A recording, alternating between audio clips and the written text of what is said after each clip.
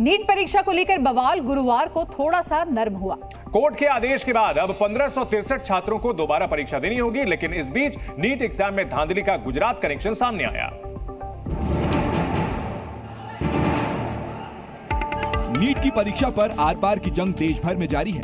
Supreme court में लगातार याचिका दायर की गई है। सुप्रीम कोर्ट ने एनटीए को निर्देश जारी किया है और कहा है कि 1563 छात्रों का एग्जाम दोबारा होगा। इस बीच एग्जाम के लिए मनपसंद सेंटर चुनने के लिए रिश्वत देने की बात भी सामने आ रही है। जी न्यूज ने यह खुलासा किया है कि कैसे गोधरा के एक खास सेंटर को एग्जाम के लिए चुना गया। सुप्रीम कोर्ट में सेंटर मैनिपुलेशन की घटना का भी जिक्र किया गया है। याचिका में नीट परीक्षा में हुई इस गड़बड़ी की सीबीआई जांच की मांग की गई है। याचिका में कहा गया है कि गुजरात से अलग अलग राज्यों जैसे ओडिशा, झारखंड, कर्नाटक जैसे राज्यों के छात्रों ने भी अपने नजदीक के सेंटर को न चुनकर गोधरा के इस खास सेंटर को चुना। याचिका के मुताबिक इन छात्रों ने गोधरा के जय जलराम स्कूल को अपना सेंटर चुनने और नीट क्लियर करने के लिए 10-10 लाख की रिश्वत दी। इस मामले में पुलिस ने जब नीट सेंटर के सुपरिटेंडेंट और टीचर तुषार भट्ट को गिरफ्तार किया तो उनके पास से इन छात्रों की बकायदा लिस्ट निकली। राजस्थान में 17 नए जिलों और 3 नए संभागों के गठन को लेकर सियासी बवाल छिड़ गया है। इस बीच भजनलाल सरकार के फैसले को लेकर कांग्रेस ने अब सवाल खड़े कर दिए हैं। राजस्थान में एक के बाद एक गहलोत सरकार में किए गए फैसलों पर बीजेपी सरकार एक्शन ले रही है। नया मामला ये है कि भजनलाल सरकार के अब नए फैसले पर कांग्रेस ने नाराजगी जताई है। दरअसल भजनलाल सरकार ने 5 सदस्यीय मंत्रिमंडलीय उप समिति बनाई है जो गहलोत सरकार के 17 नए जिले और 3 नए संभागों के गठन वाले फैसले की समीक्षा करेगी। इस उप समिति की अध्यक्षता उप मुख्यमंत्री प्रेमचंद बैरवा करेंगे।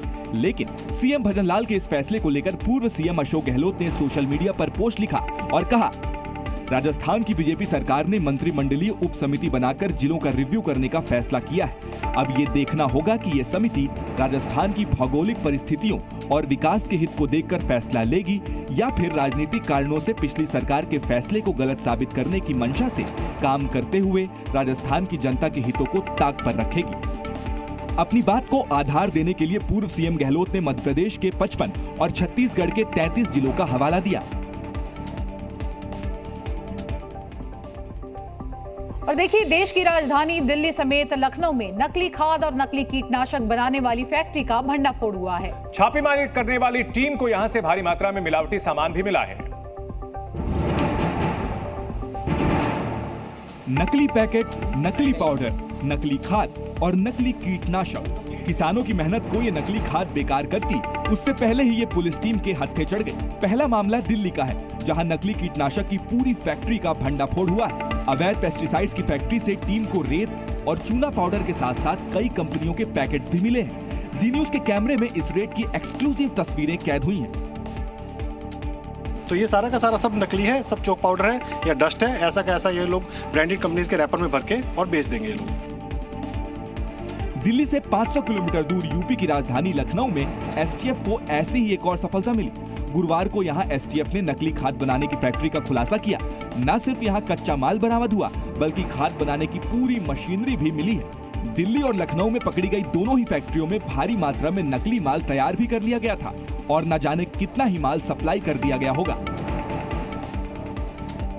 फिल्म हमारे 12 पर आखिरकार सुप्रीम कोर्ट ने रोक लगा दी है। कोर्ट ने फिल्म में इस्तेमाल किए गए आपत्तिजनक डायलॉग्स पर नाराजगी जताई है। फिल्म 14 जून को रिलीज होने वाली थी।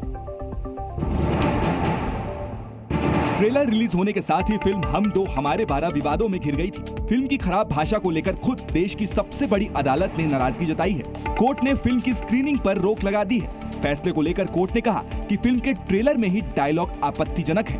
बॉम्बे हाईकोर्ट में याचिका का निपटारा होने तक ये रोक जारी रहेगी। इससे पहले हमारे 12 फिल्म को लेकर बॉम्बे हाईकोर्ट में भी 9 जून को बहस हुई थी, जहां फिल्म में कई डायलॉग कट करने के लिए याचिका दाखिल की गई थी। इसमें 2 डायलॉग कट करने की मांग की गई थी, जिसे फिल्म निर्माता ने मान लिया था। लेकिन सुप्रीम कोर्ट ने ट्रेलर देखने के बाद कहा कि ये डायलॉग नहीं हटे हैं। फिल्म जगत के कई कलाकारों ने इस फैसले पर कोर्ट की तारीफ की है। हम दो हमारे 12, इसके टाइटल से ही आप अंदाजा लगा सकते हैं कि एक फिरके से ताल्लुक रखने वालों के खिलाफ ये फिल्म बनी है। उनका मजाक उड़ा रही है हम दो हमारे 12। मैं सुप्रीम कोर्ट को मुबारकबाद देता हूं कि उन्होंने इस फिल्म पर रोक लगाई। जी न्यूज़।